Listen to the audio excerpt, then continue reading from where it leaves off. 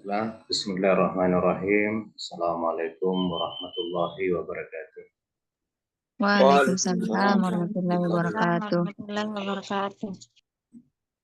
Hamdan wa syukran. Asyhadu an la ilaha illallah wahdahu la syarika lah.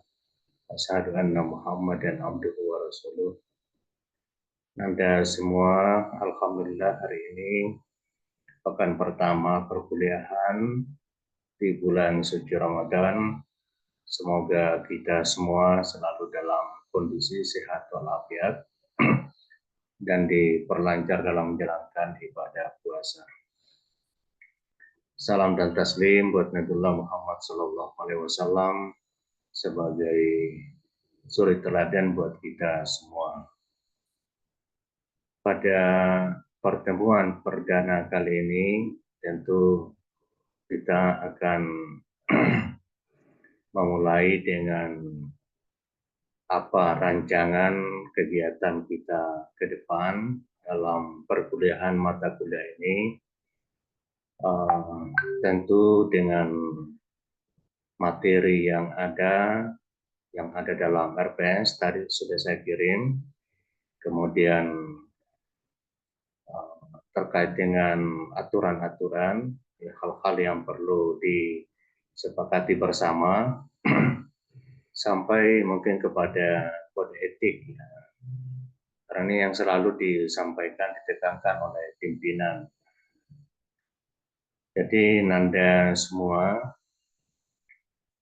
bahwa mata kuliah filsafat ilmu ini tentu sangat penting ya untuk kita pahami sebagai calon ilmuwan. Kenapa? Karena inilah yang menjadi dasar bagi rekonstruksi cara berpikir yang efektif, yang lebih ilmiah, dapat dipertanggungjawabkan, dan dapat menghasilkan output pikiran yang lebih positif dan tentu secara ilmiah. Jadi Anda semua sebagai mahasiswa, tentu segala perbuatan, tindakan, bahkan ucapan dan tulisan, semuanya bisa diukur secara ilmiah. Nah, jadi berbeda dengan masyarakat lain ya. Jadi kita ini dari mahasiswa tentu segala tindakan kita, keputusan kita selalu diukur dari kacamata ilmiah. Oleh karena itu, karena kita sebagai generasi muda, sebagai ilmuwan ke depan, tentu kita penting untuk kembali menelaah tentang bagaimana akar keilmuan itu, bagaimana fondasi ilmu itu bisa menjadi landasan untuk melahirkan, mengembangkan, dan memajukan berbagai disiplin ilmu sehingga dapat bermanfaat untuk membangun peradaban manusia. Sebelum kita sampai ke sana, tentu ada hal-hal yang perlu disepakati Nanda semua. Jadi yang pertama ya, selama dalam perkuliahan online, minggu pertama dan minggu terakhir di bulan Ramadan, tentu penekanannya Pak Rektor adalah semua peserta itu wajib membuka kameranya, dan itu akan dipantau langsung ya. Dan juga setelah ini saya diminta untuk mengirim linknya ya, apakah betul melaksanakan perkuliahan online. Ini bagian dari pertanggungjawaban secara akademik. Kemudian ya tentu kita Nanda semua di bulan suci Ramadan ini kita melaksanakan salah satu kegiatan ibadah yang tentu sangat luar biasa, yakni belajar. Jadi diharapkan kita bisa bekerja sama dengan baik, ada sharing, ada diskusi sebagai dinamika di dalam menumbuh kembangkan ilmu dan bahkan penalaran itu sendiri. Kemudian yang kedua, ya, kalau di perkuliahan ke depan, misalnya ada offline, tentu kita akan berusaha untuk eh, tepat waktu, insya Allah, dan kita saling mengingatkan ya. Jadi karena kadang saya lupa, tentu Ketua Rombel akan selalu mengingatkan saya dan diaktifkan di WA Group untuk saling berkomunikasi satu sama lain. Bagi Anda yang agak terlambat ya, tolong disampaikan ya, bisa lewat WA Group atau langsung DM ke saya. Uh, bisa melalui dengan Ketua Rombel itu sendiri. Jadi ya paling tidak kita memiliki batas toleransi ya 15 menit dari jadwal yang ada. Namun kalau ada hal yang misalnya di jalanan agak macet, ada kendala, macet motor, ganti bannya dan seterusnya ya tolong dikonfirmasikan saja supaya kita tidak saling mencurigai atau ada kepastian lah informasi seperti apa yang dapat dijadikan dasar untuk mengambil keputusan ini hadir terlambat karena ada suatu hal dan seterusnya. Segera Anda akan setuju dengan seperti itu.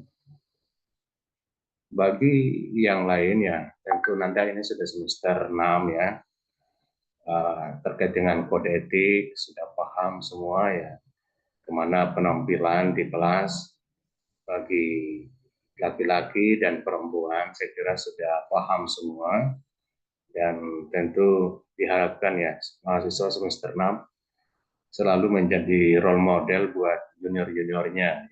Tidak perlu lagi ditegur, misalnya ada yang gondrong, ada yang pakaian jenis device atau jeans itu sendiri yang ketat, macam-macam lah itu ya. Apalagi kita ini di PAI tentu menjadi uh, lokomotif keguruan ya. Kita sebagai calon guru ya kita harus selalu menjadi contoh. Kita harus membiasakan diri bagaimana membangun kepribadian sebagai seorang calon guru.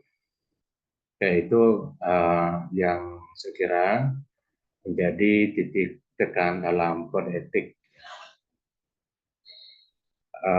Kemudian nantinya saya akan memaparkan materi bisa dilihat di RPS itu ya pada sampai pada pertemuan keempat ya.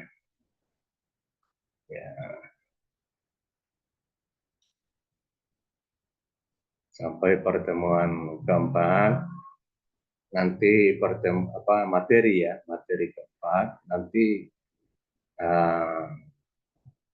materi kelima itu baru dialihkan ke Ananda untuk mendiskusikan lebih lanjut ya melalui kegiatan kelompok ya.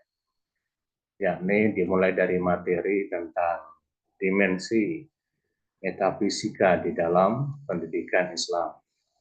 Saya akan antar materi ontologi, epistemologi, dan aksiologi. Nanti setelah itu baru Nanda kelompok 1 memulai memimpin diskusinya itu pada materi metafisika dalam pendidikan Islam.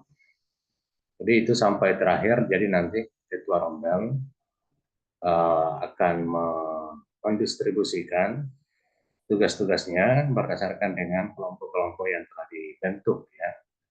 Jadi, nah di sini apa sudah ada Ketua Rombelnya ya?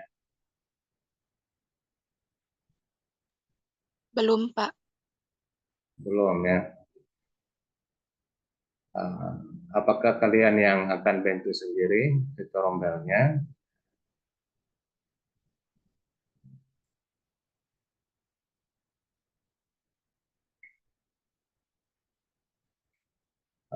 Siapa yang pernah Ketua Rombel ya? Saya disebut namanya. Muhammad Yakub, Pak. Mama Yakub. Mana Mama Yakub?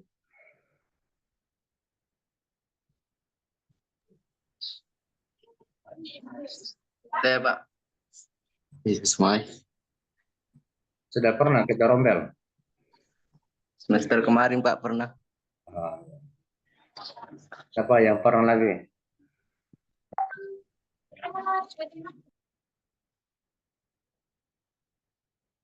Alfiansa pernah?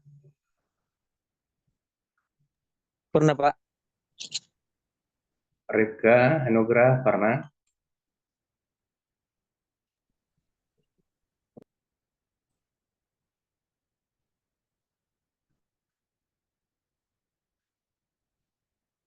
Siapa yang belum pernah? Zakia?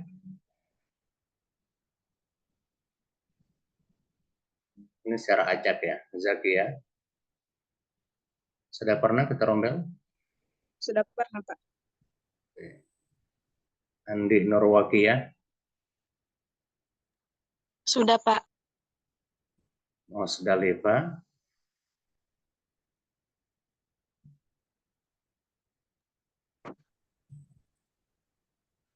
Mas Dalifa sudah pernah? Belum, Pak. Oke ya. Jadi karena arisannya dimenangkan oleh Musdalifah ya, karena ini posisi yang penuh dengan keberkahan ya harus dibagi-bagi. Maka semester ini gilirannya Musdalifah ya. Gimana Musdalifah siap ya?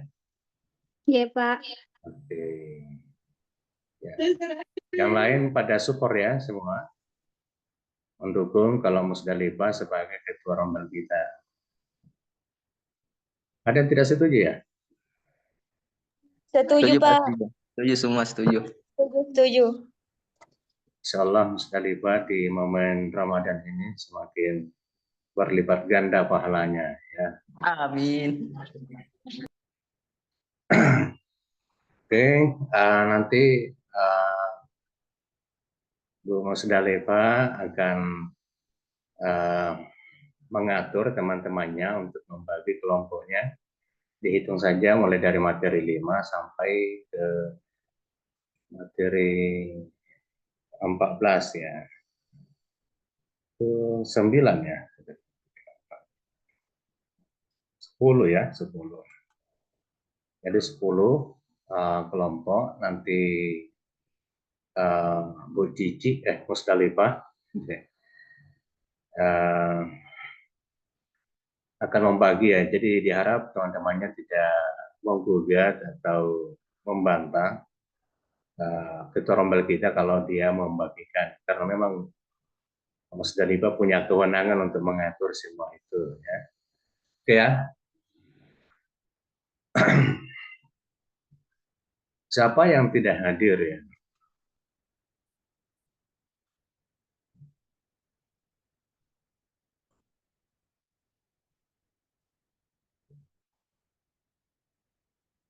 Karena ini Sispo saya lihat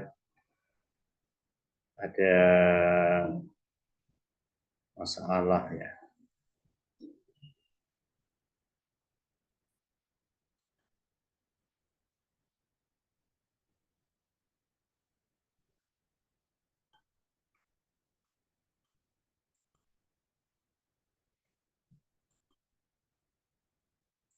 Nur Amalia ada ya? Hadir, Pak. Oke. Sahira Ramadhani.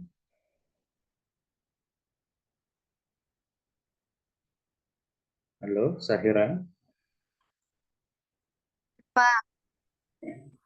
Ya. Said Agil. Hadir, Pak. Oke, Asmawati. Hadir, Pak. Zakia. Hadir, Pak. Morni Chania.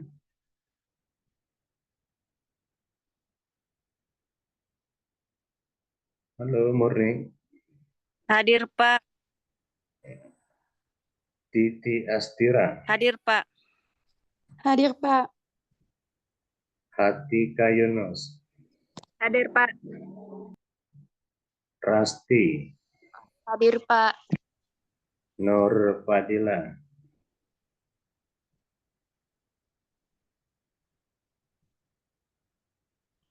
halo Nur Fadila, tidak ada kabar?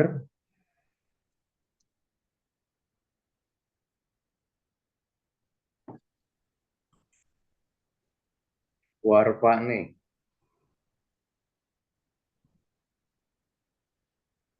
ada Warfa nih? Tabe Pak, Nur Fadila hadir. Hadir Pak. Nur Fadila ya. Maaf Pak, jalan cari jaringan Pak. Hampir alfa ya Nur Fadila. Dibuka kameranya ya Nur Fadila. Iya, Pak. Dewi, ini Warfa nih tadi ya? Hadir Pak. Oke. Ini Pak. Dewi Farida Ayu. Ya. Hadir, Pak. Oke, Fatimah Zahra, Hadir, Pak. Ismawatun Nur Hasan, Hadir, Pak. Muhammad Ishak, Hadir, Pak. Andi Arifah, Hadir, Pak. Nur Fatika, Hadir, Pak. Rifka Anugrah, Hadir Pak. Siti Nurhalisa, Hadir, Pak. Rahmat Fatur,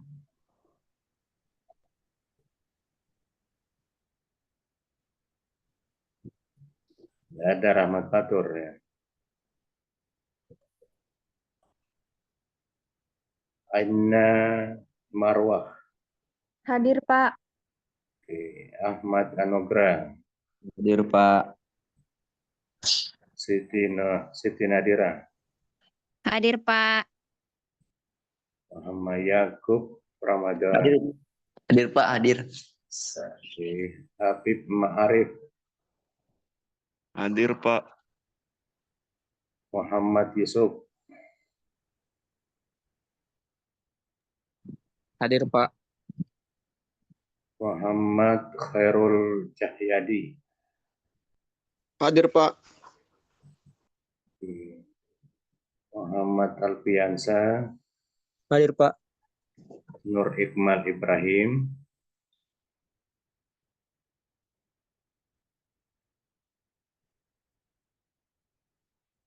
ada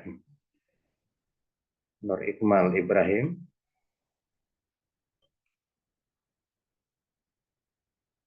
ternyata dua Musdalifah ya. Iya, Pak. Yang ketua Rombel Musdalifah saja ya. Iya Pak. Satu Musdalifah R. Hadir, Pak. Oke, hadir semua ya. Andi Nurwakiyah. Hadir, Pak. Oke.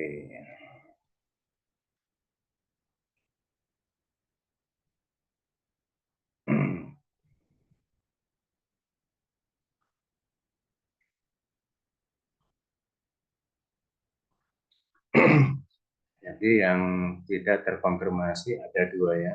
Yang teman kita, bagaimana keterangannya tidak ada.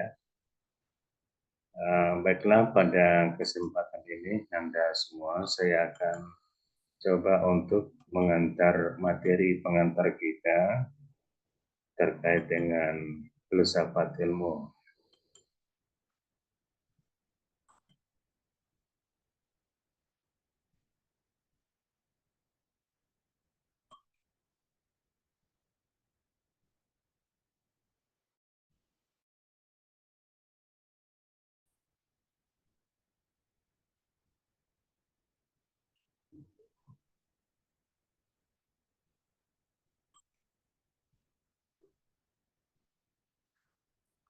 Terbaca ya?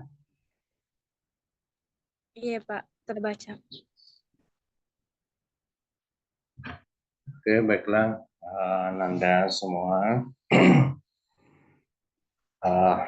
Mata kuliah ini tentu mengantarkan kepada kita suatu kajian yang paling mendasar, paling sederhana.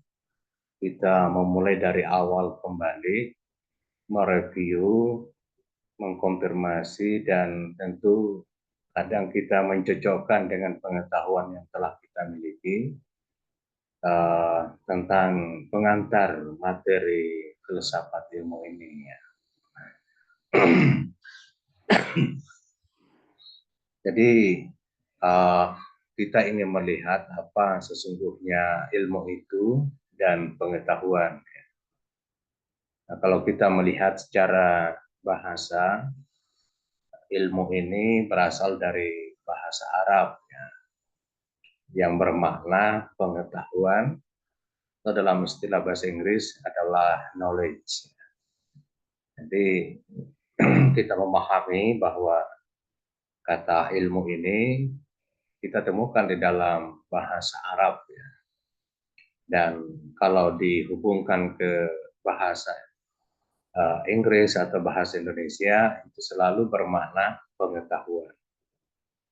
Namun ketika kata ilmu ini dibawa masuk ke dalam bahasa baku Indonesia atau diserap ke dalam bahasa Indonesia menjadi kata ilmu.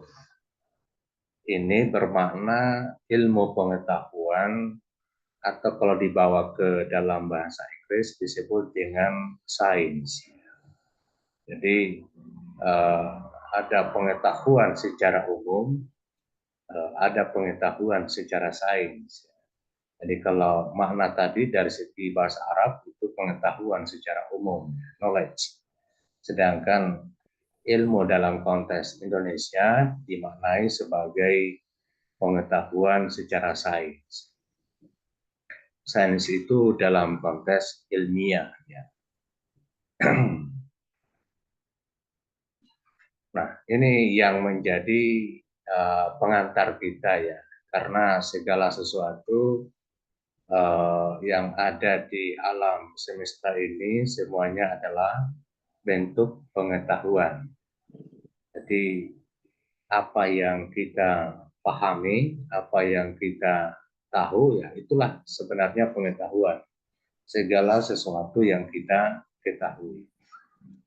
Tentu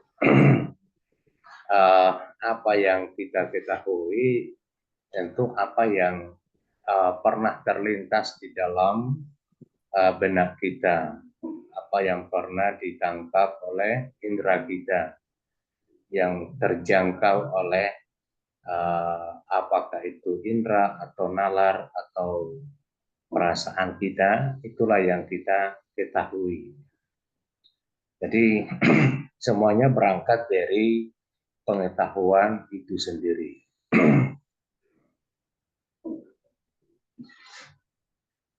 Jadi dalam perjalanan manusia kita mengetahui bahwa sejak dilahirkan manusia itu pada awalnya tidak mengetahui. Akhirnya dalam proses perkembangannya akhirnya menjadi tahu. Jadi kalau kita merujuk ke dalam ayat Al-Quran, ada yang disebutkan wallahu akhrajakum min butuni ummahatikum la ta'lamuna syai'a wa jalalukumus sam'a wal absara wal afida la'allakum tashkurun.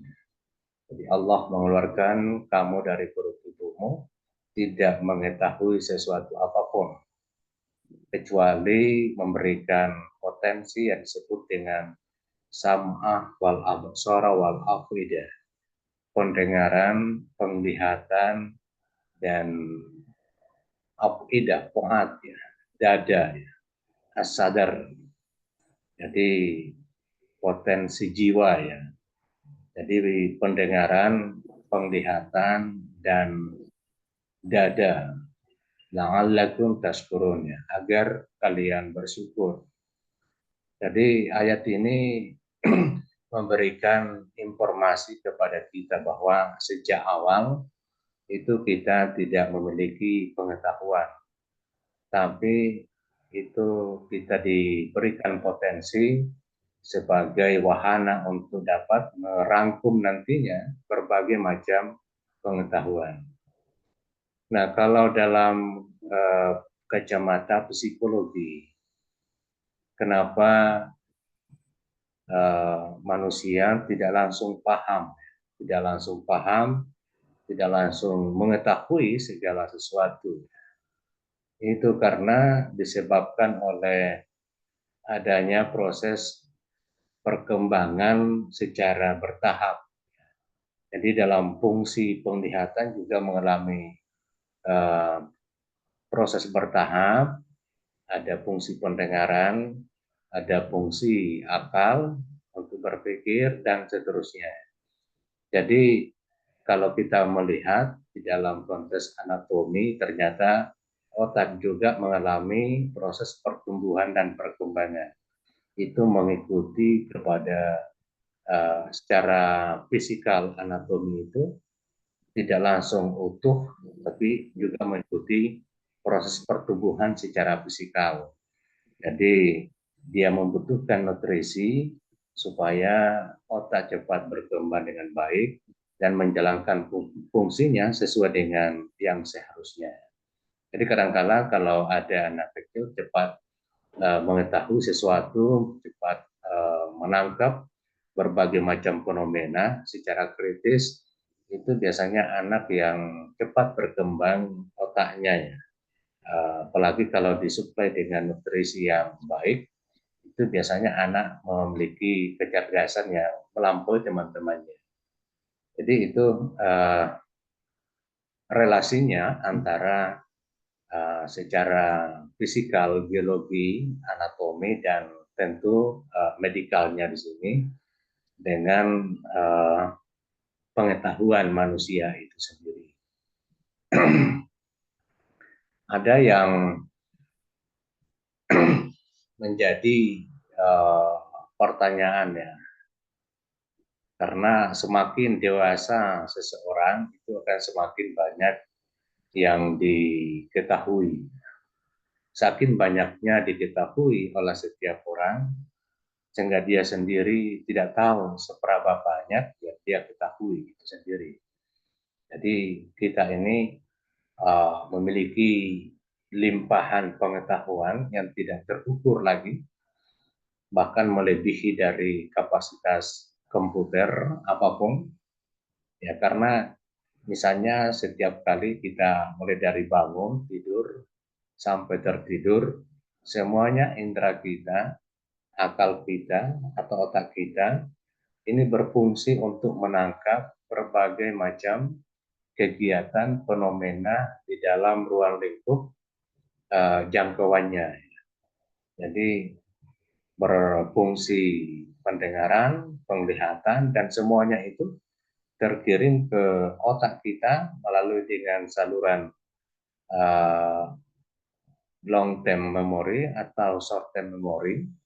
Jadi kalau sangat berkesan akan menjadi long term memory. Jadi itu semua ditangkap dan direkam ke dalam otak kita, dan tentu itu membutuhkan speknya ya. Jadi kalau misalnya kita punya handphone, merekam sesuatu, makin lama direkam makin tinggi speknya ya. Jadi bahkan sampai 500 megabyte dan seterusnya. Jadi kalau kita bandingkan dengan otak kita, sejak kita bangun, misalnya sebelum sahur, sampai sekarang, dari segi visual, pandangan mata sudah berapa megapiksel megabyte yang tertampung di dalam otak kita. Ya mungkin sudah sampai 1 tera ya, terabyte dari sisi visual, belum dari sisi pendengaran atau auditori. Jadi itu begitu luasnya jangkauan otak kita, apalagi kemampuan menampung seluruh informasi dan data yang ditangkap oleh indera kita ini. Namun demikian, ketika masuk ke dalam long term memory itu akan terseleksi. Semuanya tersimpan, tapi terseleksi mana data yang selalu terupdate dan seterusnya. Jadi itu kadang-kala kita tidak paham lagi yang sudah tidak terupdate, tapi tetap ada di dalam, karena tidak ada rangsangan atau stimulan yang bisa menarik untuk atau merecall kembali informasi yang sudah ada. Jadi contohnya ya, ketika Nanda dulu menghafal salah satu surah yang panjang di dalam Al-Quran, lama-kelamaan jarang lagi mengupdate atau mengulang-ulanginya dari hafalan itu, tidak ada lagi murajaahnya, akhirnya akan jadi lupa ya. Jadi bukan berarti hilang, tetapi itu tersimpan di dalam, tetapi tidak bisa langsung di-recall. Tidak ada langsung respon ketika kita mencarinya, karena tidak terupdate. Jadi itu gaya kerja dari brain kita, akal kita, ketika dibawa ke dalam konteks pendidikan dan pembelajaran. Jadi itu semakin dewasa, otak kita semakin berfungsi maksimal, dan itu akan berkontribusi di dalam mendapatkan pengetahuan yang lebih banyak.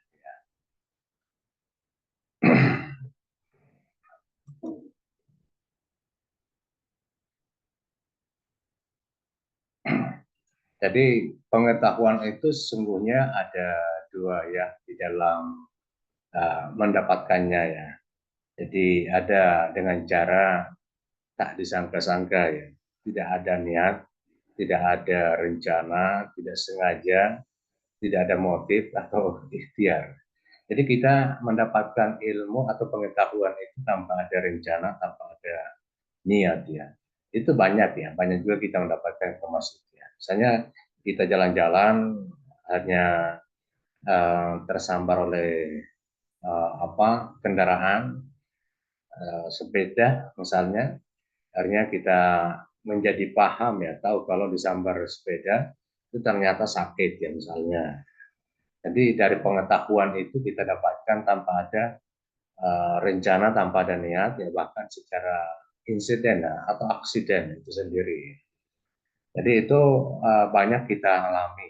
Jadi segala sesuatu di luar dari rencana kita, kadang kita mendapatkan berbagai macam informasi pengetahuan yang tentu akan memberikan wawasan dan khasanah buat pengetahuan kita itu sendiri. Nah, kemudian yang kedua, pengetahuan didapatkan ya dengan motif karena ada rasa ingin tahu. Jadi inilah yang saya kira secara insting bagi setiap manusia itu adanya rasa ingin tahu. Ini dikupas di dalam psikologi psikologi belajar ya. Jadi ada rasa ingin tahu. Jadi yang mendorong kita untuk mengenali, untuk mempertanyakan malah kepada objek atau fenomena peristiwa yang ada. Kalau di dalam psikologi anak atau psikologi belajar itu mulai dari anak kecil ya, dari balita, ada yang disebut dengan masa oral, itu dilakukan untuk mengenal lingkungan karena ada dorongan rasa ingin tahu, sehingga dia mengenal lingkungan dengan cara memasukkan sesuatu ke dalam mulut. Jadi itu masa oral namanya.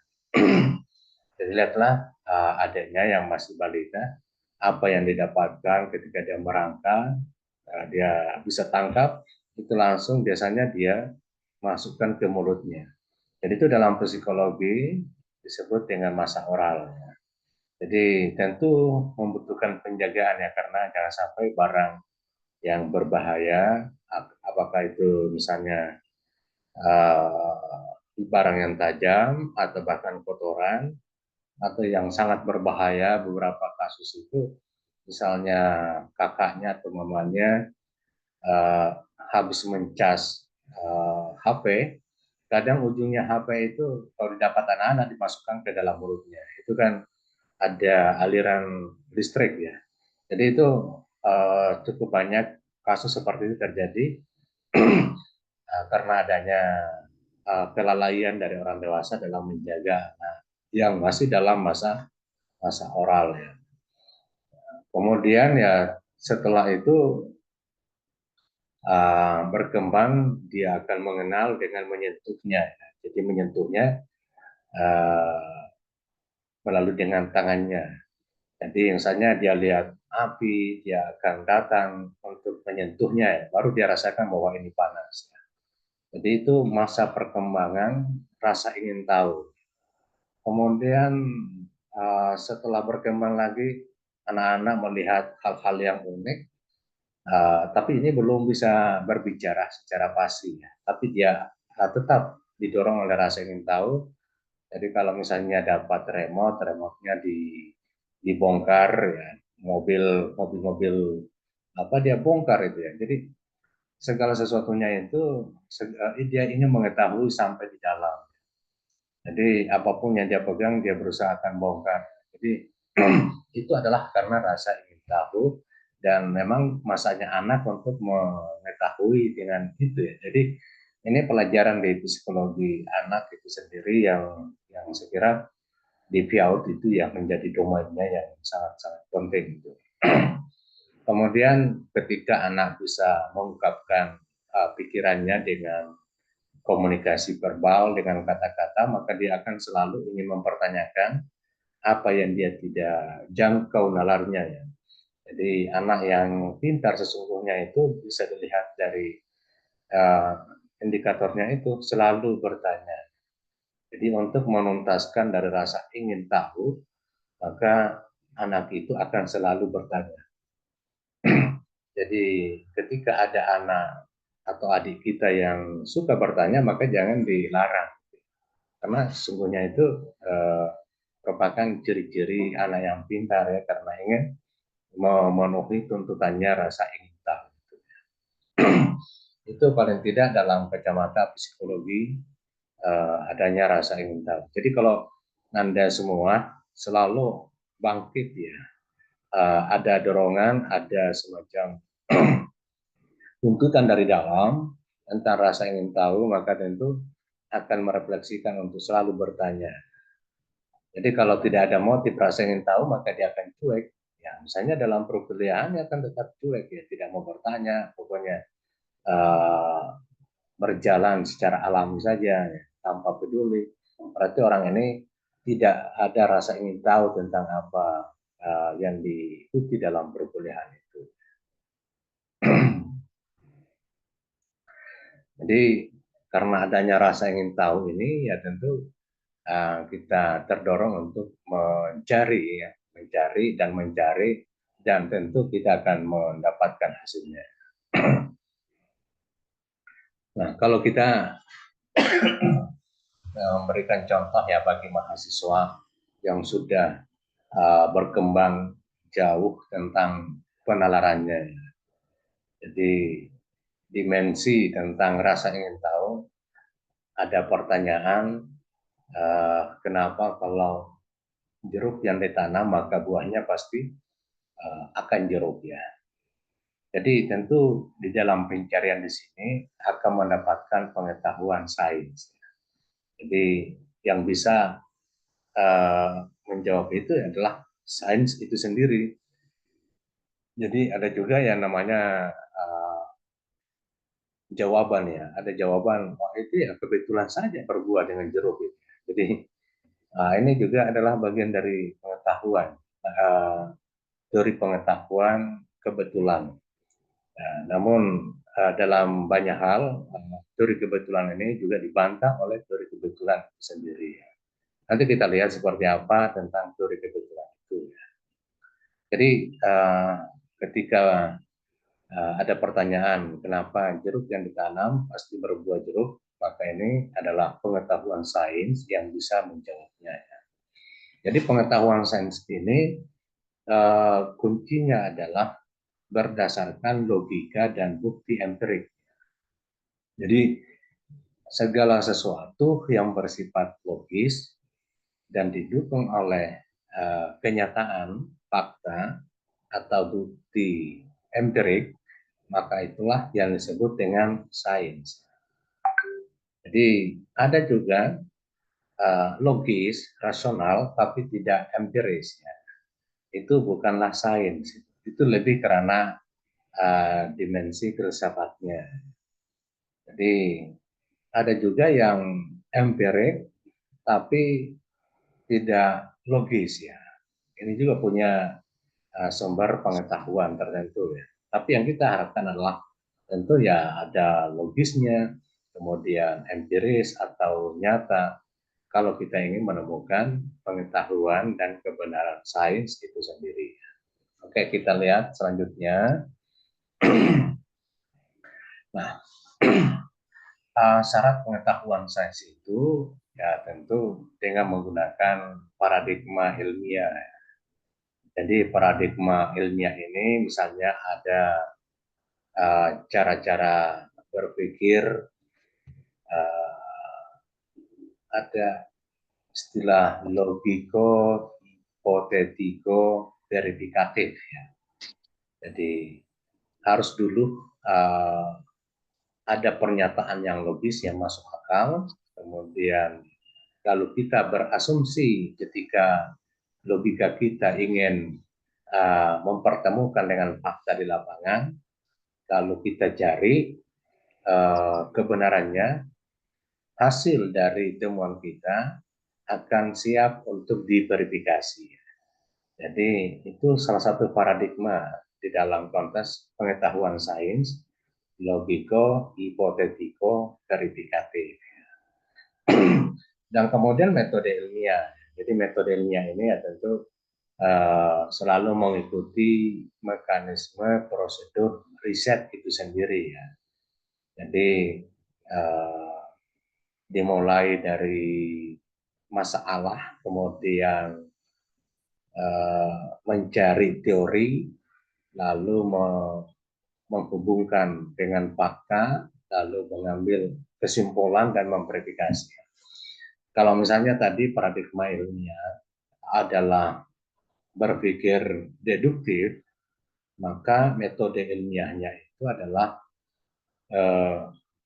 mencari dalil, lalu atau teori, dalil dan teori inilah yang dijadikan sebagai referensi atau pisau analisis untuk membedah fakta di lapangan.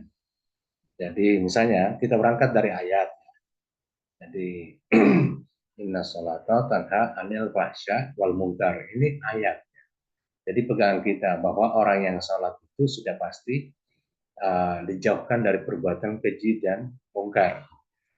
Inilah ayat yang menjadi referensi kita untuk memetakan, untuk mereview fakta di lapangan. Betulkah orang yang sholat di masjid itu tidak ada lagi perbuatan keji dan mungkar?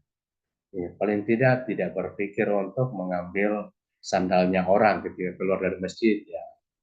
Jadi ini paradigma ya. Jadi perangkat dari situ ternyata kita turun ke lapangan melihat fakta bahwa ternyata masih ada gitu ya, masih ada orang ya habis sholat ambil sandalnya orang ya, itu dibawa pulang. Nah, kontes ini apakah faktanya yang disalahkan atau dalilnya yang keliru misalnya. Nah, jadi karena kita berangkat dari dalil itu adalah sesuatu yang normatif, yang ideal. Nah, yang tidak ideal itu, yakni fakta di lapangan, itu yang kita hubungkan. Nah, kalau fakta di lapangan terjadi sesuatu yang tidak sesuai dengan dalil, berarti di lapangan ini ada sesuatu yang kurang pas. Gitu ya. Misalnya mungkin sholatnya tidak dimulai dari niat yang keliru, ya, sampai dalam prosesnya sholatnya tidak tepat dan seterusnya, akhirnya tidak mencerminkan dari dalil tadi yang disebutkan itu ya. Jadi itu deduktif mulai dari teori, kemudian atau berpikir umum ke khusus ya. Jadi umum itu adalah teori, dalil, regulasi, atau berbagai hukum-hukum alam misalnya, kemudian itulah dijadikan sebagai patron untuk mereview fakta dan data di lapangan. Fakta data di lapangan itu artinya khusus ya, kasuistik. Nah, jadi itu paradigmanya. Ada juga paradigma yang disebut dengan induktif. Jadi induktif ini adalah sesuatu yang dari khusus lalu menuju ke umum. Jadi misalnya kita ya ini sekarang bulan Ramadan kita selalu ke masjid. Diambil contohnya tadi bagaimana fenomena umat Islam yang sholat berjamaah di masjid. Oh ternyata sudah sangat mengalami perubahan. Ya. Tidak ada lagi semacam gosip, tidak ada lagi misalnya orang yang kehilangan sandal dan seterusnya. Ya. Nah ini kita melihat fakta di lapangan bisa langsung menghubungkan ke dalil tadi. Inna sholata tanha anil fahsya'i wal munkar. Ya. Jadi itu kita mengatakan bahwa fakta di lapangan sesuai dengan ayat. Jadi kadangkala dalam induktif ini kita melihat sebagai wahana untuk menemukan teori. Ya. Jadi kalau nanti selanjutnya itu kalau pemikiran induktif itu arahnya ke penelitian lebih banyak kualitatif. Ya. Jadi kalau pemikiran paradigmanya deduktif itu ke penelitian kuantitatif. Itu nanti arahnya ke sana. Jadi atau metode ilmiahnya kuanti ya. Metode kalau induktif metode ilmiahnya itu adalah kualitatif. Kemudian ada lagi yang disebut dengan komparatif. Jadi nanti komparatifnya ini membandingkan antara fakta yang satu dengan fakta yang lain atau fenomena satu dengan fenomena yang lain yang sifatnya seimbang. Ya. Jadi misalnya kita membandingkan kemampuan pengetahuan keagamaan antara SMA Negeri 1 dengan SMA Negeri 2. Itu apple to apple ya. Itu seimbang. Nah, yang salah itu kalau kita membandingkan antara MAN 2 dengan SMA Negeri 1 itu salah karena kalau yang mau dibandingkan adalah pengetahuan keagamaan. Itu tidak seimbang ya, apalagi kalau bicara pondok pesantren itu. Jadi kita membandingkan yang seimbang. Gitu ya. Jadi misalnya membandingkan kemampuan public speaking antara mahasiswa semester 6 dengan semester 4 itu salah itu membandingkan, tidak seimbang, tidak apple to apple ya. Nah, boleh jadi kita membandingkan semester 6 PAI kita bandingkan dengan semester 6 MPI misalnya, itu baru seimbang. Sama-sama semester 6 dengan prodi yang berbeda. Jadi itu komparatif ya. Dan cuma dalam penelitian komparatif itu kadang digunakan paradigma deduktif dan kadang juga deduktif atau kuali dan kuanti. Jadi itu terkait dengan syarat pengetahuan sains, paradigma ilmiah dan metode ilmiah.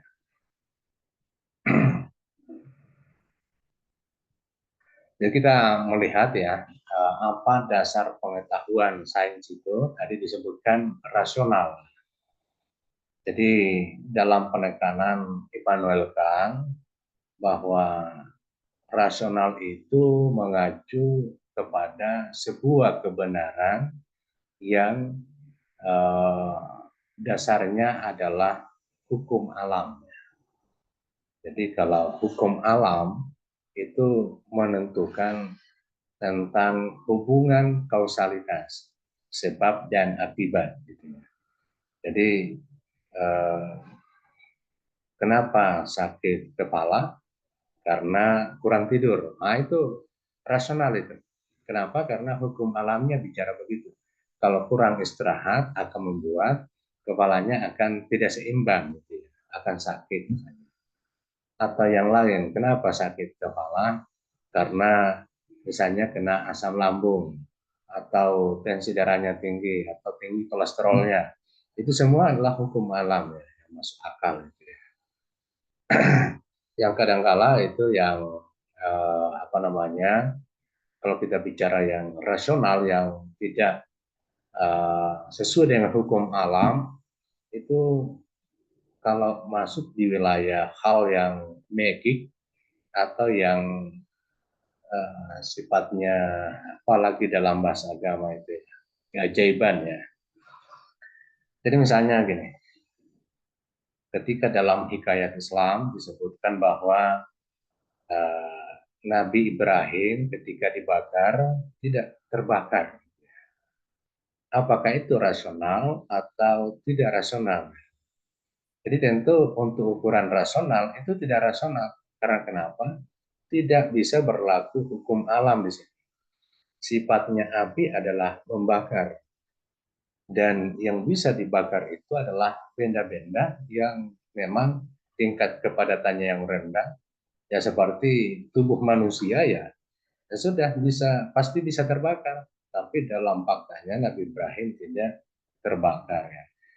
Nah, karena hal ini tidak sesuai dengan hukum alam, tidak berlaku hukum kausalitas sebab dan akibat, sehingga dianggap tidak rasional. Bahkan ya, kalau dibawa masuk ke dalam konteks agama, itu seakan apa ya, dimasukkan ke dalam ranah bukan irasional, tetapi bersifat meta rasional atau suprarasional.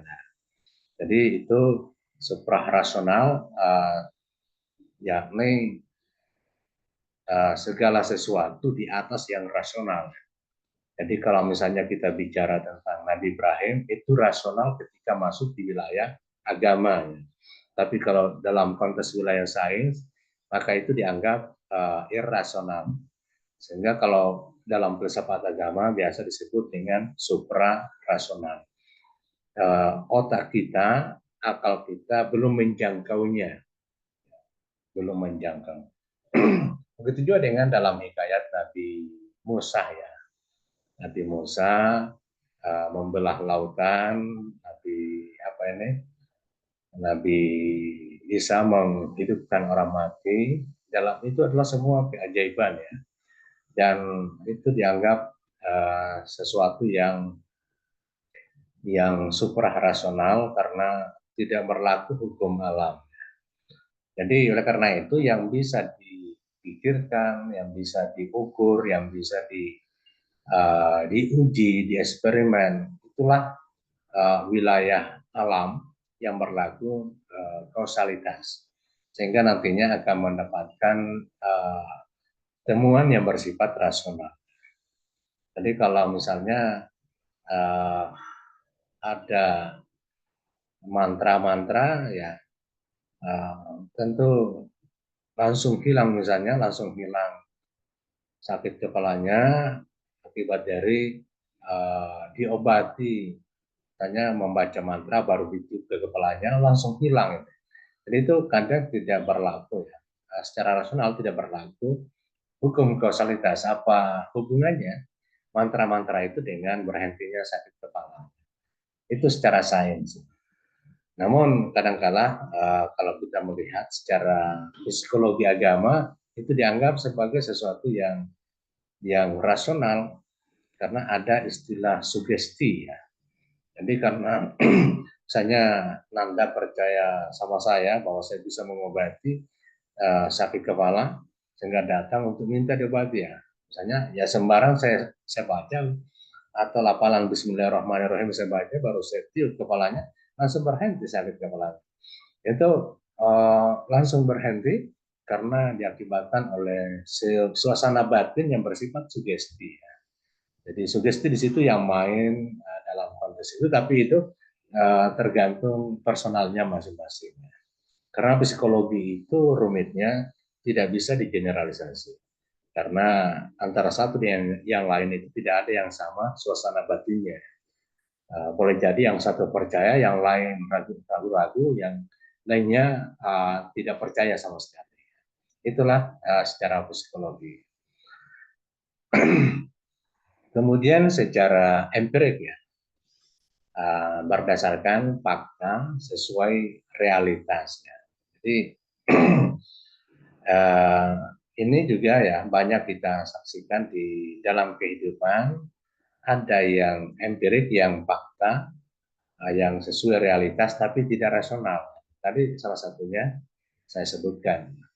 Contoh yang paling sering disinggung di dalam konteks ini, tanya dulu, saya masih ingat ya ketika ada gerhana, itu orang tua menyuruh kita untuk memukul benda-benda yang berbunyi ya. Jadi misalnya waktu itu sudah ada tiang listrik dari besi ya, itu berbunyi karena jangkauannya ini ada beduk, itu lagi yang dipukul, yang lainnya dapat baskom, dapat ember, itu yang dipukul semua sampai ribut bising di dalam kampung itu ya. Faktanya tidak lama kemudian gerhana itu jadi hilang. Jadi tidak lama masyarakat memukul benda-benda yang bisa berbunyi keras ketika dipukul, gerhananya itu tidak lama hilang.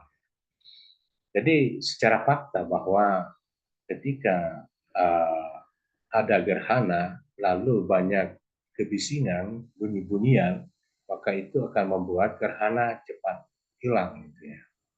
Setelah ditelusuri ternyata ada kepercayaan bahwa gerhana itu terjadi akibat dari hadirnya naga yang menutupi bulan atau matahari. Jadi ketika naga itu berada pas di permukaan matahari atau bulan, maka kita akan kehilangan cahaya, itu yang disebut dengan gerhana. Nah, kenapa orang tua menyuruh kita memukul benda-benda yang punya bunyi keras itu, supaya naga ini mengalami kebisingan dan cepat pergi.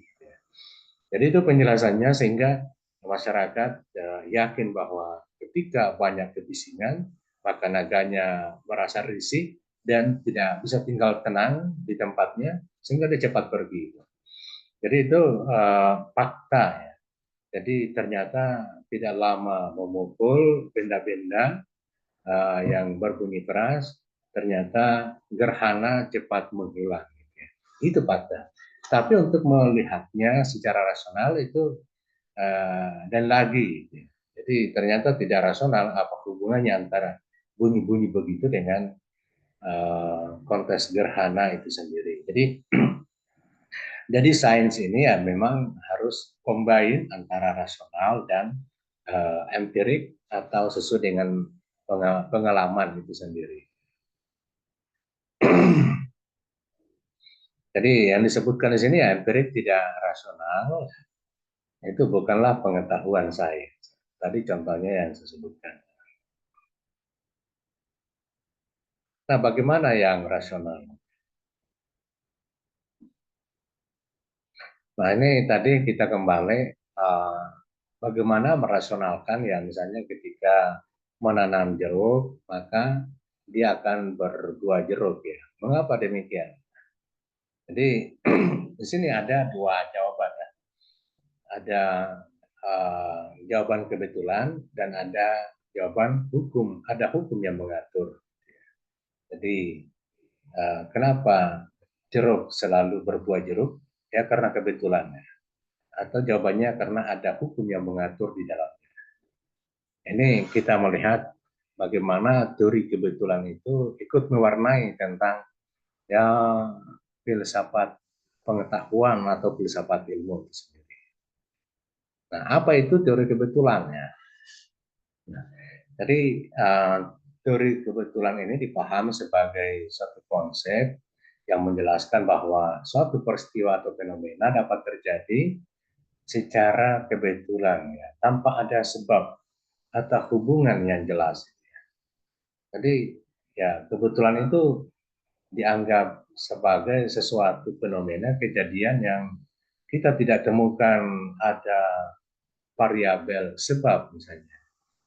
Ya, tiba-tiba muncul misalnya, tiba-tiba terjadi. Oke, kita bisa lihat ya. Misalnya dalam konteks kehidupan sehari-hari. Ya, misalnya kebetulan bertemu teman lama di Senggol, ya.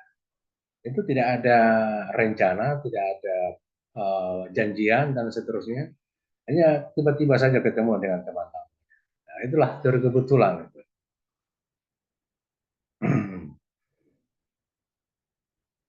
Ya, misalnya kebetulan mendapatkan nomor yang sama. Misalnya ada misalnya dalam nomor antrian atau apa saja, kita kebetulan tidak pernah mengatur panitia, tidak pernah melakukan sesuatu konspirasi. Pokoknya ya kebetulan saja. Semuanya jadi heran kok kenapa bisa mendapatkan nomor yang sama.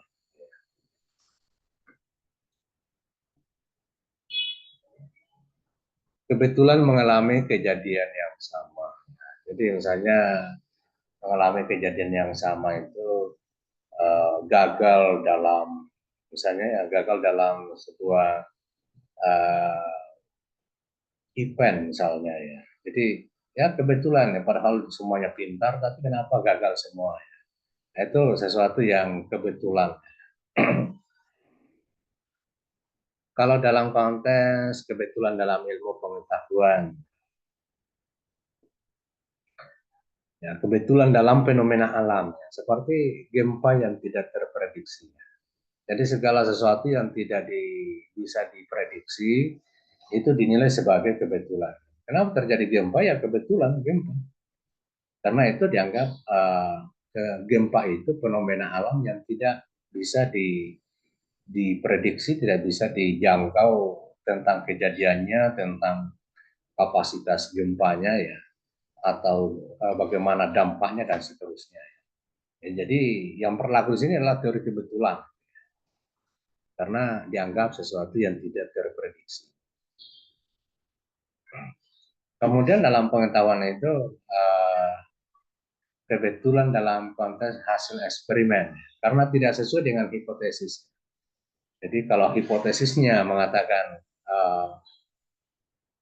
tidak ada hubungan misalnya atau ada hubungan antara kompetensi guru dengan minat belajar, oh ternyata di lapangan tidak bicara begitu ya. Jadi minat belajarnya anak-anak itu justru dipengaruhi oleh variabel yang lain, bukan variabel kompetensi guru.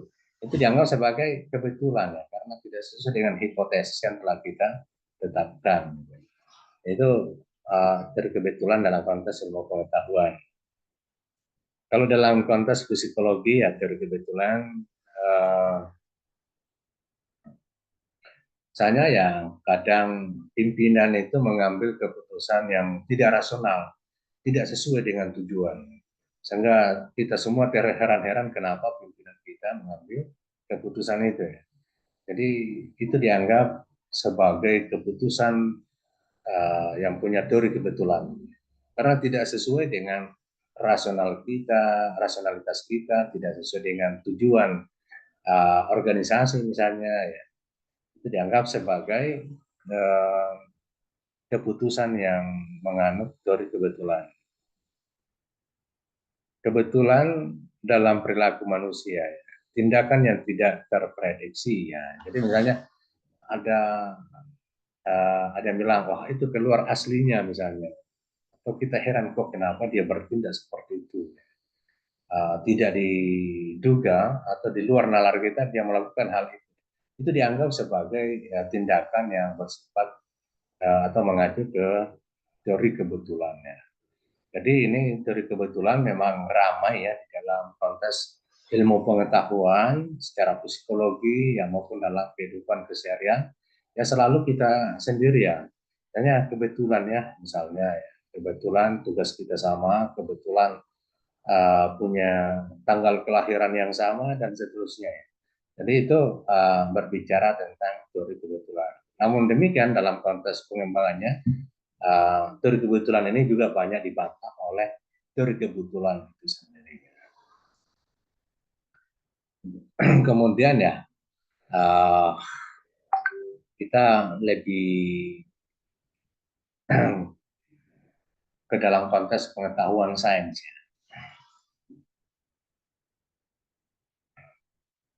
Nah, kembali kepada teori tentang adanya hukum yang berlaku di dalam. Misalnya tadi contohnya tentang teori jeruk itu ya. Jadi secara sains akan berbicara bahwa kenapa selalu berbuah jeruk ya, ketika yang ditanam itu adalah jeruk.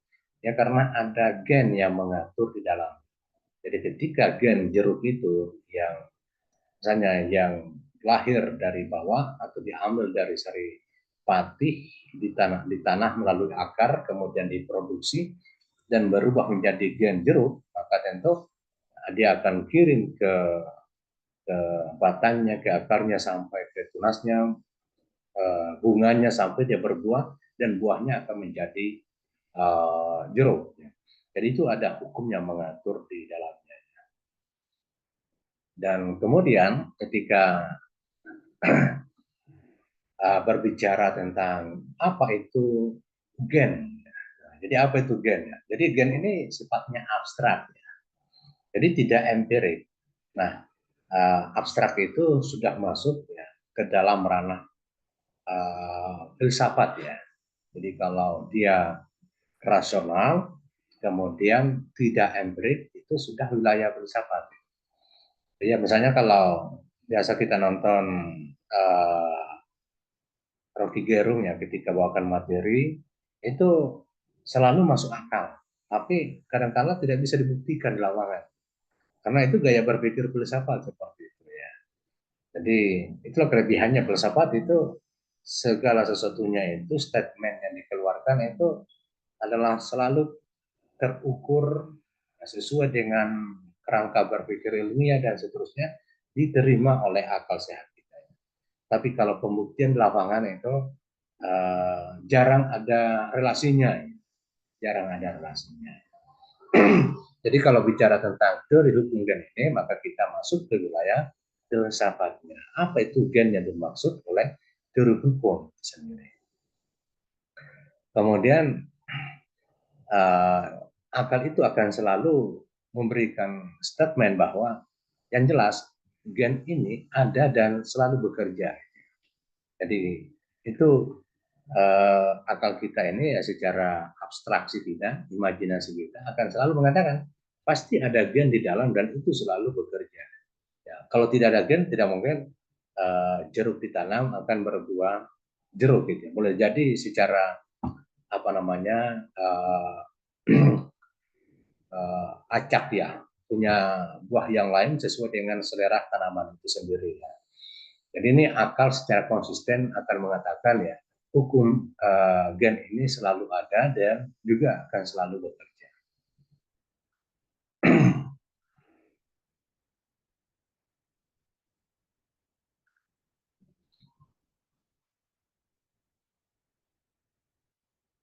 Nah, jadi perbedaannya antara pengetahuan filsafat dengan pengetahuan sains itu ya. Jadi kalau filsafat tadi sebutkan bahwa jika fenomena peristiwa hanya dapat dipertanggungjawabkan secara rasional, jadi apapun pernyataan akal kita itu dapat dipertanggungjawabkan secara rasional. Itu filsafat. Nah, kalau pengetahuan sains bukan hanya sekedar rasional tetapi dapat dibuktikan secara empirik. Jadi itu syaratnya kalau sains dua ya tadi, rasional dan empirik. Sedangkan filsafat itu cuma satu syaratnya, yang penting rasional. Jadi ya, pembuktiannya itu secara rasional. Nah, kemudian akan terus ada pertanyaan, siapa yang membuat hukum gen tadi itu ya? Jadi ketika pertanyaan filsafat ini mau berangkat atau selalu ingin melahirkan pertanyaan yang kreatif, siapa yang membuat hukum itu ya? Jadi jawaban dalam pengetahuan filsafat itu ya, akan mengatakan yang maha pintar. Nah, yang maha pintar ini ya kalau dalam bahasa agama ya berarti Tuhan. Jadi masuk lagi bukan lagi di wilayah filsafat tapi berkembang lagi ke wilayah yang lain. Nah, jadi misalnya siapa yang maha pintar itu?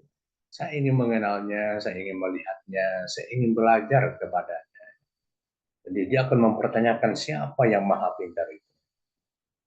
Inilah paling tidak wilayahnya ini adalah wilayah rasa. Jadi wilayah rasa ini tentu wilayah tentang keyakinan. Siapa yang maha pintar itu?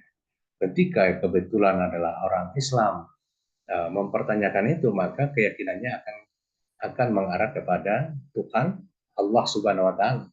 Tapi kalau non Islam misalnya agama lain itu yang mendapatkan jawaban seperti ini, maka dia akan lari ke keyakinan Tuhan.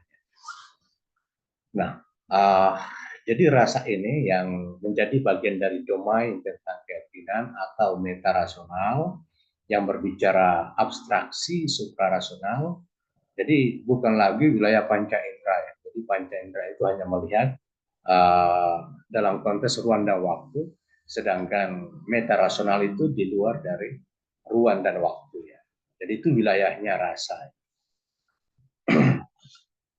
Nah, kalau Bergson ini melihat rasa itu adalah intuisi ya. Jadi intuisi itu istilahnya kebenaran yang ditemukan tanpa melalui proses berpikir. Jadi ya kadang-kadang kita menemukan jawaban tanpa melalui proses berpikir, tapi melalui dengan suatu suasana batin yang mendalam, langsung kita mendapatkan jawaban itu. Misalnya ya, kadang-kadang kalau kita punya masalah mencari jalan keluar, atau paling tidak di kos kita lupa di mana disimpan kunci lemari atau apa ya, kunci motor. Lalu kita sholat. Sholat itu kan suasana hening ya, di mana pikiran kita terkonsentrasi, jiwa kita, suasana batin kita itu tenang. Tiba-tiba muncul jawaban bahwa kunci motor atau kunci lemari ada di tempat ini. Tanpa kita pikirkan itu. Jadi itu bagian dari gejala ya, intuisi ya. Jadi kebenaran yang kita dapatkan itu tanpa melalui proses berpikir. Itu bagi Bergson seperti itu. Kalau Kant itu menilai sebagai moral, akal praktis.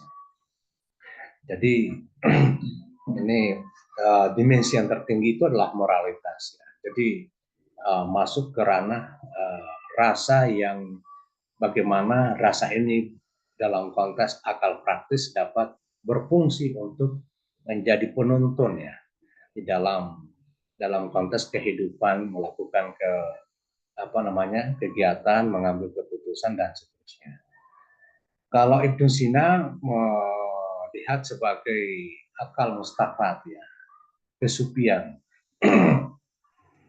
Jadi akal mustafat kesupian ini ya. Jadi seorang sufi yang memanage kalbunya ya, yang biasa disebut manajemen kalbu itu ya, itulah yang memiliki kemampuan rasa ya yang tinggi, yang peka, yang bahkan diberikan keistimewaan oleh Tuhan. Jadi term-term lain ini ada istilah qalb, ya, ada lauk, ada zamir, ada sir. Jadi inilah yang biasa kita temukan dalam pemikiran filsafat tasawuf atau tasawuf itu sendiri.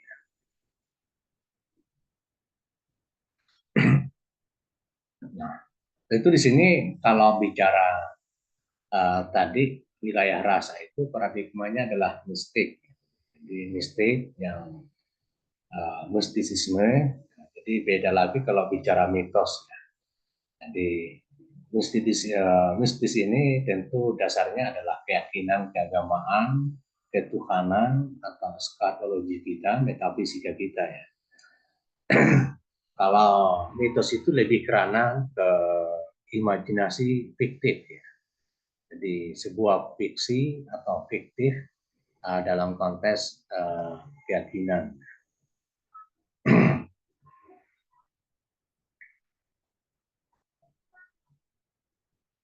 Nah, bagaimana mengembangkan dimensi rasa dalam jiwa kita? Misalnya mengembangkan, memperkuat intuisi, mempertajam moralitas, atau membangun sikap istiqamah dalam kesucian ya. Jadi salah satu kontes yang diberikan Imam Al-Ghazali itu adalah Ar-Riyada ya, atau latihan secara terus-menerus. Ya. Jadi sama halnya itu Nanda semua, misalnya bagi dosen yang sudah terbiasa membaca makalah, proposal skripsi atau skripsi, maka secara intuitif itu dia langsung paham. Ya.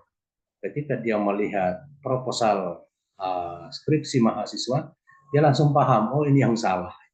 Itu secara intuitif ya, karena selalu ada latihan, keberulangan.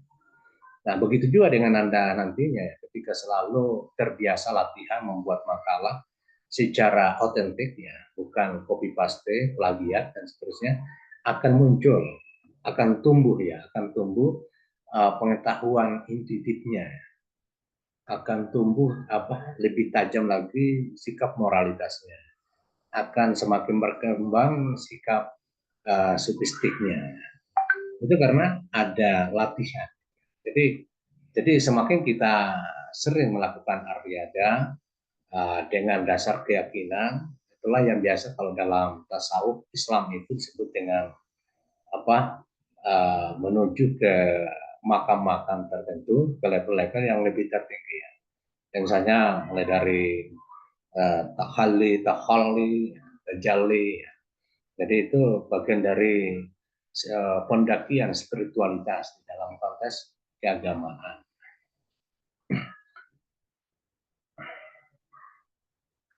Inilah yang menjadi epilog kita bahwa pengetahuan paling tidak ada 3 yang menjadi dasar dalam kehidupan kita. Ada sains, ada filsafat, ada mistik. Nah, sains ini objeknya adalah empirik. Sasarannya empirik, filsafat itu sasarannya abstrak rasional, kalau mistik itu abstrak suprarasional. Jadi di wilayah rasa ya. Kalau filsafat itu wilayah rasio, sains itu wilayahnya fakta dan realitas di lapangan. Nah, paradigmanya tadi kalau sains itu ya paradigma ilmiah, filsafat, rasional, ya. Mistik ya paradigmanya tentang dunia mistik. Metodenya kalau sains itu metode ilmiah, tadi saya sudah berikan contoh, kemudian metode rasional, filsafat, kemudian mistik, latihan, percaya. Kriterianya rasional empirik, jadi sains itu kalau tidak dua-duanya ini terwakilkan rasional dan empirik itu tidak bisa dijadikan sebagai kriteria sains. Kalau filsafat cukup satu saja kriterianya, yakni rasional.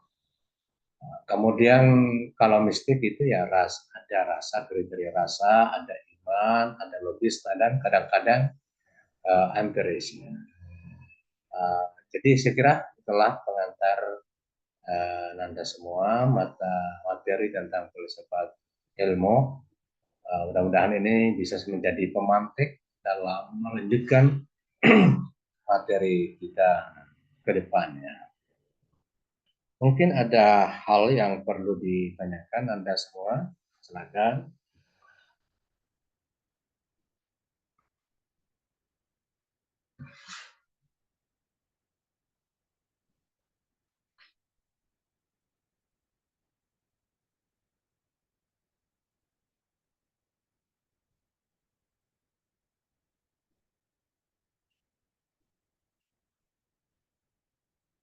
Nah, kan kalau ada yang mau ditanyakan,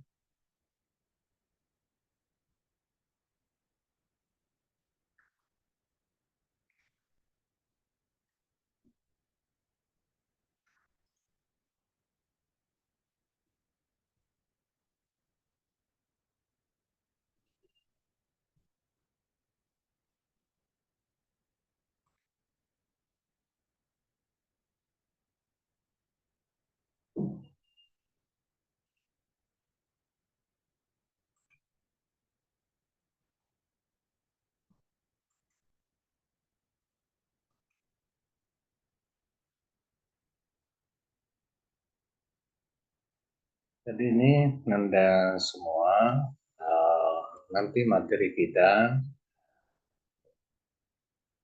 Yang kedua, insya Allah saya akan sharing dengan Nanda tentang antologi pendidikan Islam. Ini teori tentang ada, ya, hakikat tentang ada. Jadi objeknya nanti pendidikan Islam, apa hakikat dari pendidikan Islam itu ya. Jadi kita akan membedah nantinya melihat esensi dari pendidikan Islam. Insyaallah. Kemudian materi tentang epistemologi pendidikan Islam, kita akan melihat tentang bagaimana teori-teori kebenaran di dalam pendidikan Islam itu, bagaimana mekanismenya, prosedurnya, sehingga dianggap teori-teori dalam pendidikan Islam itu sudah tepat. Jadi kita akan mereview kembali dan mencoba merekonstruksi paradigma berpikir kita tentang pendidikan Islam itu dalam dimensi epistemologi.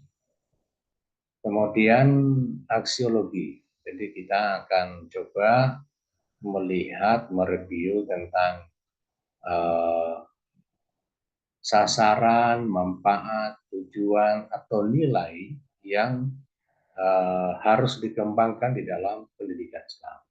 Jadi kita awali dengan mereview tentang aksiologi pendidikan Islam selama ini. Kemudian kalau kita menggunakan teori Derrida misalnya, melakukan dekonstruksi, menghancurkan teori-teori yang lama, lalu melakukan rekonstruksi dengan membangun teori yang baru. Jadi melihat kembali nilai-nilai atau tujuan, sasaran, manfaat, kontribusi pendidikan Islam itu ke dalam konteks kehidupan sosial atau peradaban Islam itu sendiri. Kemudian kita akan nanti Nanda semua akan mendiskusikan tentang dimensi metafisika dalam pendidikan Islam. Ini juga ada arahnya ke pendidikan konteks spiritual ya, atau tadi disinggung tentang dunia mistisisme di dalam pendidikan Islam.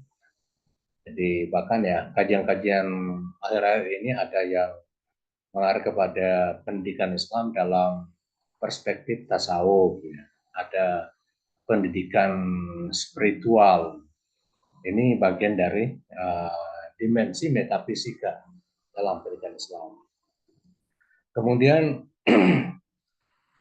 kita akan coba lebih kritis tujuan pendidikan dalam tinjauan filsafat ilmu pendidikan Islam.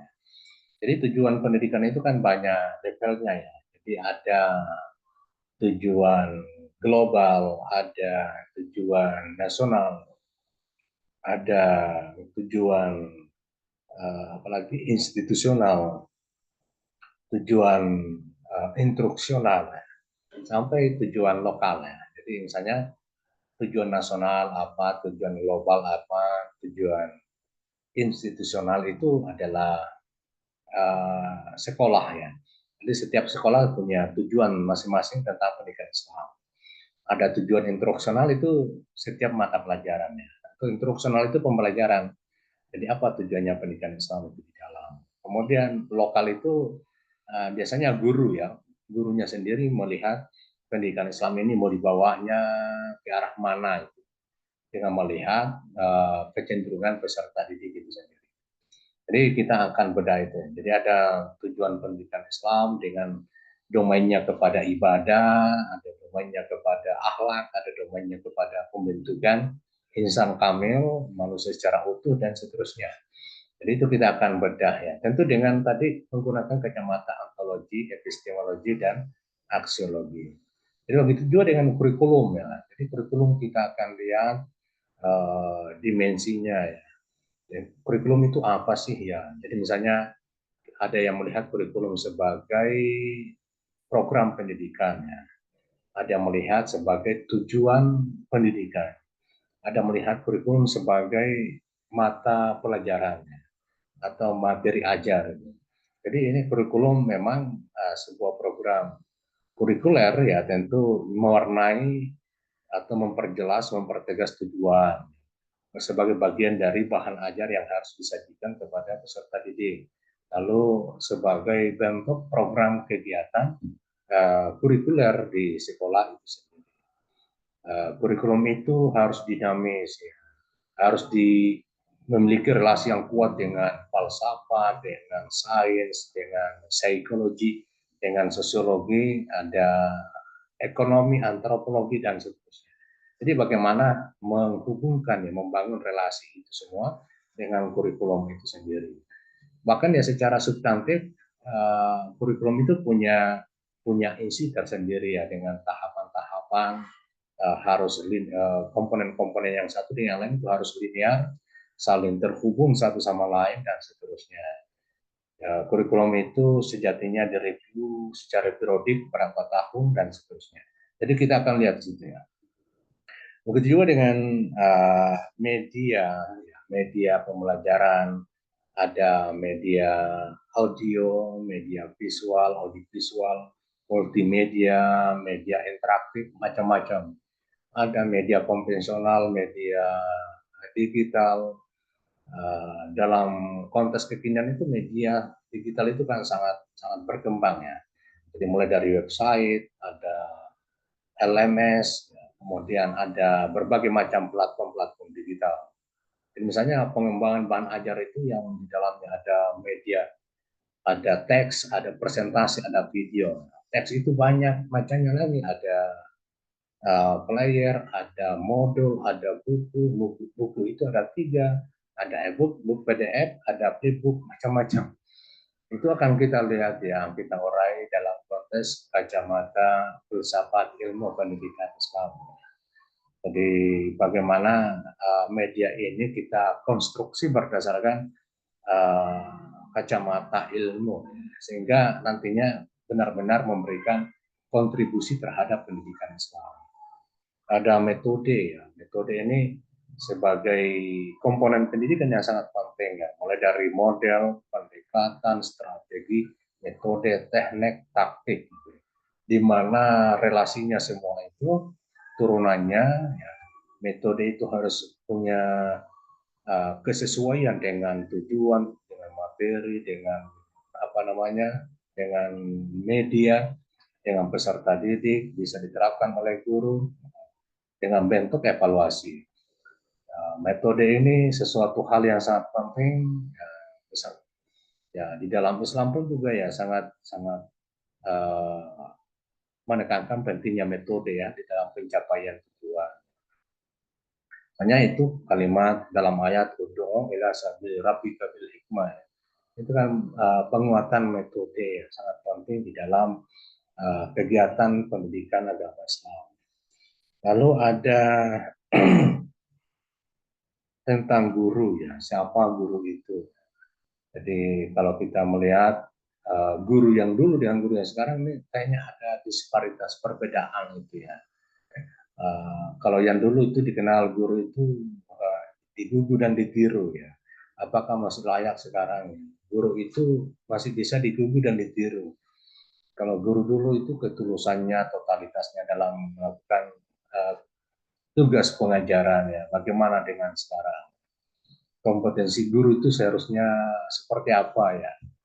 Kalau undang-undang ada kompetensi pedagogi, kepribadian, sosial, lagi profesional ya. Apakah itu sudah cukup gitu ya? Ada menambahkan perlu ada kompetensi komunikasi, kompetensi digital, kompetensi adversity, macam-macam ya. Itu yang dikembangkan oleh para peneliti. Eksistensi peserta didik. Siapa itu peserta didik dalam konteks pendidikan Islam? Jadi di sini kita akan menemukan tentang teori-teori pedagogi, pendidikan anak itu sendiri. Siapa itu peserta didik? Paradigmanya itu dalam teori belajar seperti apa ya? Ada teori belajar behavior, konstruktivisme, humanisme, kognitif, ada cybernetik, macam-macam ya. Jadi itu kita akan telah nanti kalau pendidikan itu bagi guru melihat peserta didik itu seperti apa. pendekatannya, falsafahnya itu dalam mendidik, melihat peserta didik seperti apa ya. Jadi ini saya kira sangat menarik sekali untuk dikaji ke depannya. Kemudian ada integrasi ilmu dengan ya dalam tinjauan filsafat ilmu pendidikan Islam. Integrasi penyatuan ilmu. Jadi ilmu yang satu dengan ilmu yang lain. Jadi karena sekarang ini dengan adanya teori apa namanya jaring laba-laba atau teori pohon ilmu itu kan, ilmu itu semakin berkembang, semakin memiliki cabang-cabang yang lebih spesifik, lalu kelihatan antara ilmu yang satu dengan ilmu yang lain semakin jauh, gitu. Padahal punya sumber yang sama. Gitu ya. Jadi kayak pohon itu ya, antara ranting yang satu dengan ranting yang lain semakin jauh, padahal dari sumber pohon yang sama. Jadi itu ilmu ya. Nah ini bagaimana memiliki kemanfaatan ilmu ini yang sudah agak jauh menjadi menyatu kembali. Itu kita bisa lihat bagaimana cara melakukan integrasi ilmu. Seperti yang banyak dilakukan oleh ilmuwan sekarang ya, dalam konteks islamisasi ilmu pengetahuan. Ada integrasi ilmu, agama, dan ilmu umum. Macam-macam ya, dengan membangun konsep apa itu multidisipliner ya, atau apa interdisipliner, bahkan ada transdisipliner. Itu ya biasa dalam pemikiran dan keilmuan itu sendiri. Kemudian ada moral dan akhlak ya. Ini sasarannya adalah pendidikan karakter. Bagaimana pendidikan karakter, apakah harus dibeban kepada guru atau perlu keterlibatan orang tua dan masyarakat itu sendiri. Jadi seperti apa kalau di sekolah pendidikan karakter itu dibangun? Apakah sudah relevan untuk konteks pendidikan itu sendiri atau bagaimana? Jadi ini sifatnya adalah membangun otokritik ya. Kemudian melihat eksistensi, evaluasi dalam tinjauan filsafat ilmu sendiri. Jadi evaluasi itu hakikatnya apa ya, kemudian bagaimana konstruk keilmuannya dan apa manfaatnya itu evaluasi ya. Jadi ini 14 poin atau 13 poin ini akan kita bedah bersama. Insya Allah poin 2, 3, 4 saya akan lontarkan nanti Anda semua mulai dari materi 5 sampai 14 itu didiskusikan melalui dengan kelompok ya. Jadi makalahnya diharap makalah yang otentik. Jadi itu dengan mudah saya bisa turniting makalahnya, jangan cederai tugasnya dengan tugas plagiat, karena itu sangat berdampak ya kepada nilainya itu sendiri ya. Jadi lebih baik kerja secara otentik ya.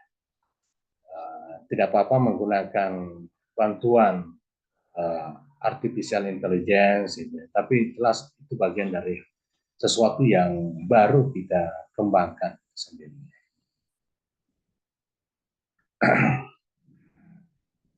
Nah, silakan kalau mau cari referensi, silakan buka referensi saya juga di Google Scholar atau repositori Yayan. Jadi di sini ada, silakan langsung diklik, itu akan muncul ya referensi saya itu sendiri. Oke, baiklah Nanda semua. Ya.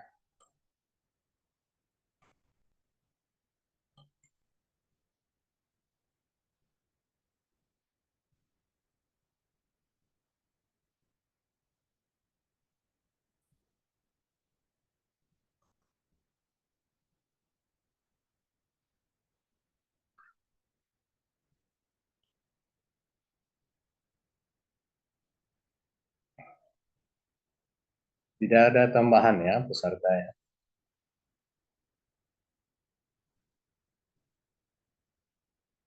Oke, baiklah Anda semua, pada pertemuan kita kali ini, kalau tidak ada pertanyaan,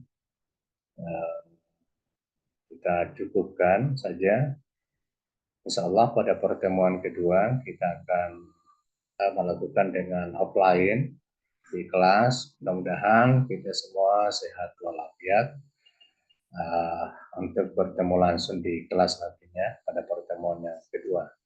Insya Allah saya akan membawakan materi tentang ontologi dalam perspektif pendidikan Islam.